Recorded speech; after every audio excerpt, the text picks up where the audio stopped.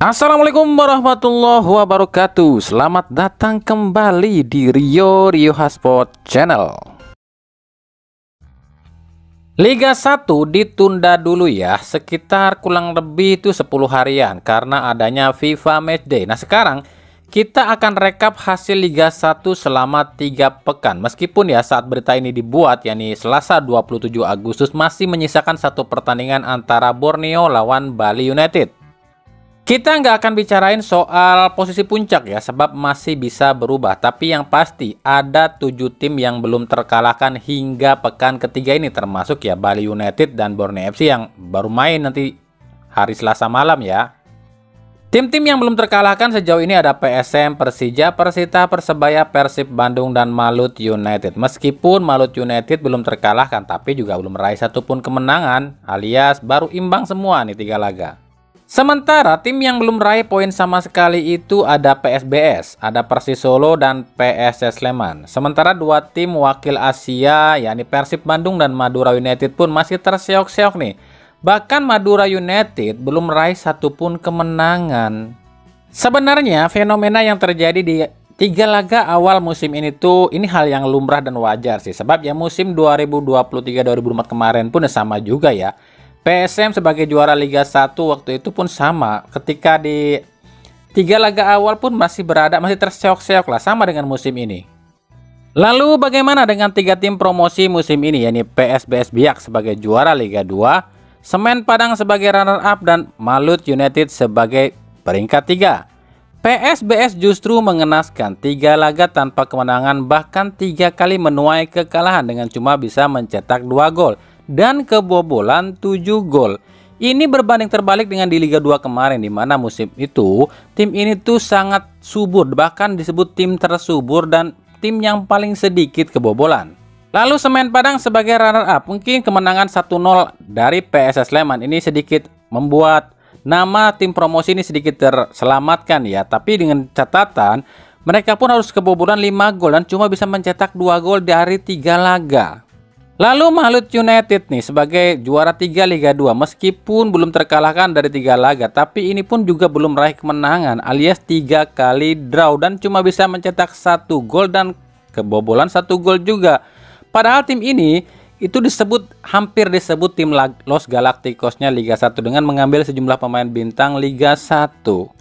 Artinya apa? Dari beberapa tim yang dalam tanda kutip dibilang jeblok di 3 laga ini ada kesamaan ya, yakni sama-sama cuci gudang di awal musim.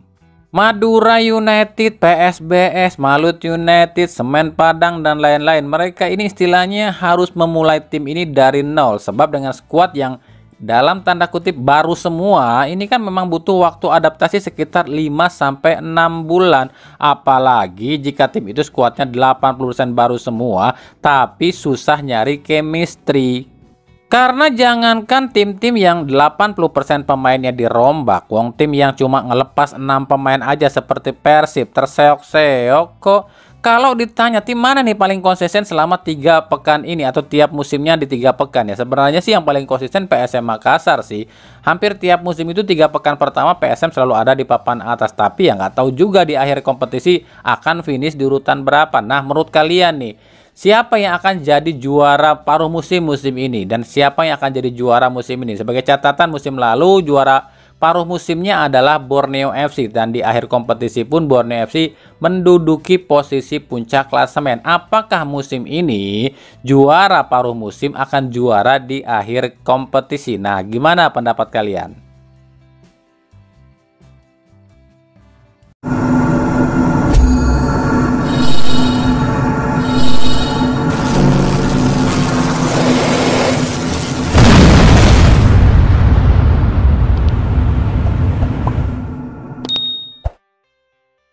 Kita lanjut ke serba-serbi timnas Indonesia ya.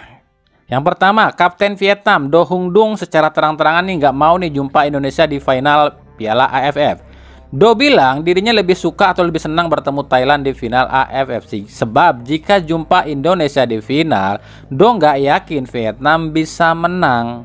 Artinya apa? Kapten Vietnam ini mengharapkan timnas Indonesia ini tewas di babak grup atau mungkin nggak sampai ke final loh ya. Sebab Kalau Indonesia sampai ke final, otomatis kemungkinan Indonesia yang akan juara. Padahal Indonesia pakai timnas U22 loh ya di AFF ini.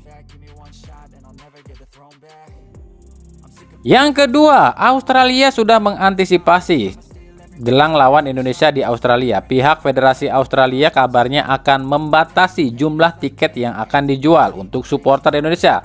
Jadi nantinya Australia ini akan membatasi jual tiket cuma 30% aja buat supporter Indonesia. Ngeper juga rupanya sama Ultras Garuda. Menurut Federasi Sepak Bola Australia, jika penjualan tiket dibebaskan, kemungkinan isi Stadion Sydney itu cuma akan dipenuhi supporter Indonesia. Seperti yang terjadi ketika di Qatar, di mana mainnya di Qatar isinya Ultras Garuda semua. Federasi Sepak Bola Australia sih bilang nggak apa-apa kalau nantinya nggak ada yang nonton atau sedikit yang nonton. Yang penting jangan kebanyakan supporter Indonesia aja yang nonton katanya. Ada. Yang ketiga, berita miring soal Jai Ijes yang katanya cedera dan gak bisa tampil lawan Arab Saudi. Jayadi emang ditarik keluar nih di menit ke-68 saat lawan Fiorentina ya. Tapi Jayadi sendiri sudah mengatakan dirinya ini nggak apa-apa dan bisa tampil saat Indonesia lawan Arab Saudi. Jayadi mengaku itu cuma benturan biasa dan tak perlu dikhawatirkan. Jadi udah dikonfirmasi ya sama si pemainnya sendiri kalau dia ini baik-baik aja. Jadi kalau nanti ada berita-berita miring soal Jayadi absen, Jayadi cedera atau Jai Ijes cedera, ya mungkin anggap aja itu sebagai berita hoax.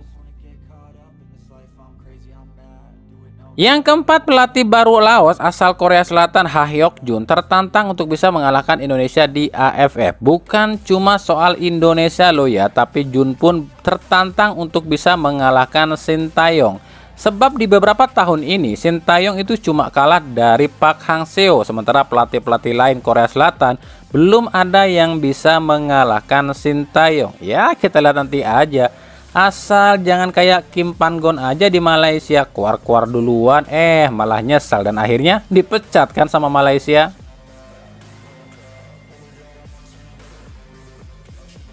Yang kelima, ini ada 5 pemain Vietnam yang ternyata tengah disidang atas kasus narkoba. 5 pemain ini adalah Tuan Dong Huang, Din Nang Trung, Nguyen Truk Hoc, Nguyen Van Tuong, dan Nguyen Ngoc Tai.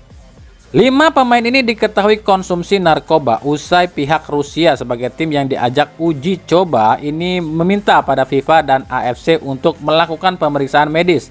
Dan didapatilah 5 pemain Vietnam positif narkoba. Pantesan aja kalau main tuh beringas banget ya, kayak orang nggak ada otak, nggak ada kesadaran. Ternyata mereka lagi ngefly cuy pada pemain Vietnam ini. Aduh, parah banget nih Vietcong.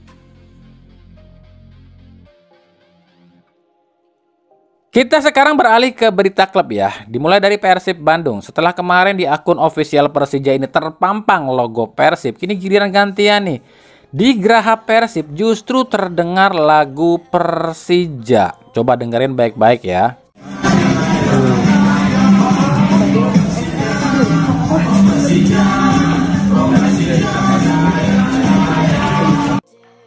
Kami pun nggak tahu ya ini tuh beneran atau cuma editan nih. Tapi banyak pihak yang mengatakan ini tuh ada unsur politik, di mana Ridwan Kamil yang mantan gubernur Jawa Barat akan mencalonkan diri sebagai gubernur Jakarta. Nah gimana menurut kalian, ini asli apa editan nih? Sementara itu tumpulnya lini serang Persib khususnya di sisi sayap ini membuat Boboto ini sangat berharap 2 pemain ini segera gabung Persib, yakni Febri Haryadi dan Sadil Ramdhani. Kondisi Febri sendiri saat ini masih ya setengah jalani terapi dan diharapkan pulih lebih cepat ya. Sementara untuk Sadil Ramdhani sendiri, pihak Bobotoh mendesak pada manajemen Persib agar jangan gagal mendapatkan Sadil karena memang benar-benar terasa ya.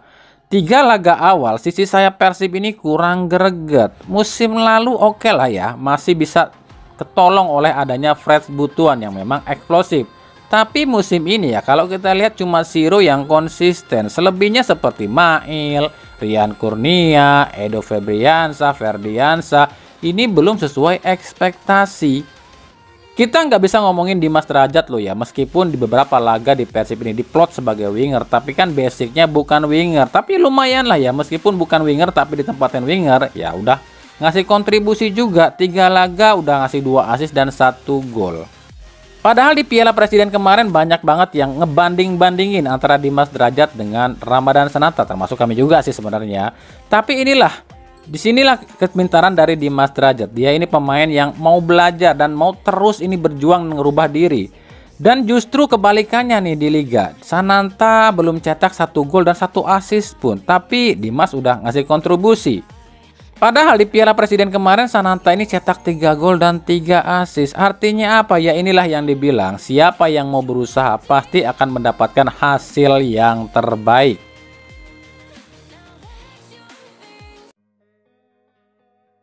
Dari Madura United, Widodo Ceputro di ujung tanduk nasibnya. Sebagai tim yang jadi runner-up Championship Series dan wakil ACL 3, bahkan finish di 4 besar musim lalu, performa Madura di bawah WCP ini justru memang ancur-ancuran.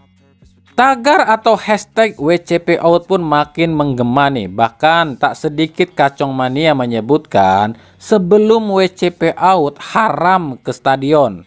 WCP sendiri beralasan membentuk sebuah tim dari minus itu memanglah sangat sulit dan butuh waktu yang lama, sebab tim ini memang 80%-nya pemain baru.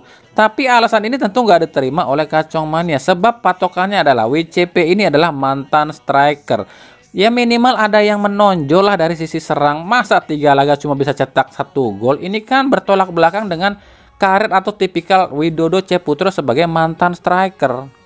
Karena patokan para kacong mania itu, di Madura itu ada 5 striker. Maxwell, Hanis, Arsa, Yuda, dan Make. Tapi ya kami bilang ya, kalau para kacong mania bilang ada 5 striker, harus hafal juga. Yang murni striker asing itu cuma Maxwell loh. Selebihnya seperti Yuda, Hanis, Arsa, ini kan pemain lokal dan masih muda semua.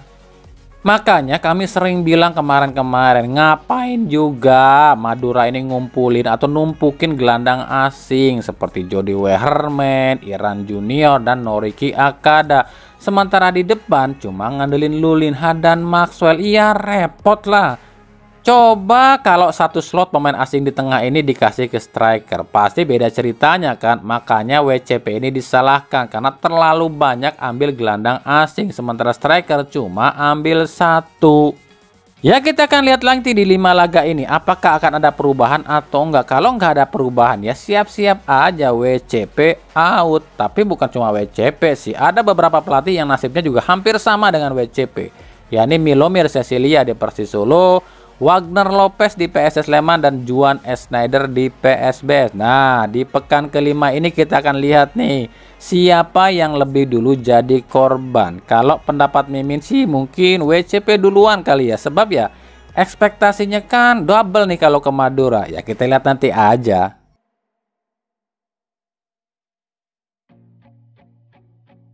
Oke, berita yang berikut ini mungkin kami agak kaget sih awalnya saat jebret media ini umumkan agen pemain terfavorit. Bukan cuma lantaran gak ada yang namanya Ega Reskilu ya.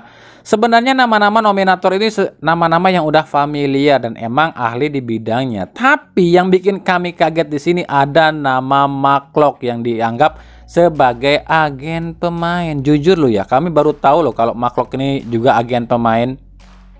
Kalau Dusan Bagnanovic sih kami udah kenal. Ini tuh urusannya pemain-pemain Balkan ya, pemain-pemain seperti Kroasia nih, seperti Hodak, Kocijan, dan lain-lain. Kalau Muli Muniel ya udah terkenal lah, salah satu agen ternama di Indonesia ya. Ini kan seperti Ezra Wali, yang seperti ya Hansa Muyama, Evan Dimas, di bawah Muli Muniel semua. Lalu Fardi Bahdim ini urusannya ke diaspora ya. Gabriel Budi ya, ini nomor 1 di Indonesia. Ini ya sejumlah pemain-pemain top yang ada di Liga 1 hampir kebanyakan diambil dari Gabriel Budi semua nih. Lalu ada Putra Maulana, ini juga udah lama berkecimpung di dunia peragenan pemain seperti Zulfiandi, Liu Jun, sampai Adri Idrus. Emang ini kan di bawah dari Putra semua. Nah, Arthur Irawan ini mungkin banyak yang belum tahu ya kalau Arthur ini seorang agen pemain. Tapi kami udah tahu, ini udah dari 2020 kalau nggak salah Arthur ini udah jadi agen pemain. Jadi pemain-pemain asing yang ada di Persik Kediri saat ini semuanya di bawah naungan Arthur Irawan semua. Tapi untuk Marklock jujur kami baru tahu loh ya. Emang kami tahu sih nama agensinya itu adalah Status Pro. Tapi kami pikir kirain itu bukan punya Marklock. Ternyata itu punya Marklock toh. Dan setelah kami buka di situs transfermarkt.com, pemain-pemain yang di bawah naungan Status Pro miliknya Marklock ini itu ada Bagas Kava, Kadek Arel, Made Tito, dan Jim Kroku. Sisanya pemain-pemain asing. Pantesan aja Marklock ini sering ngilang lantaran alasannya cedera. Ternyata memang kesibukan di luar lapangan toh.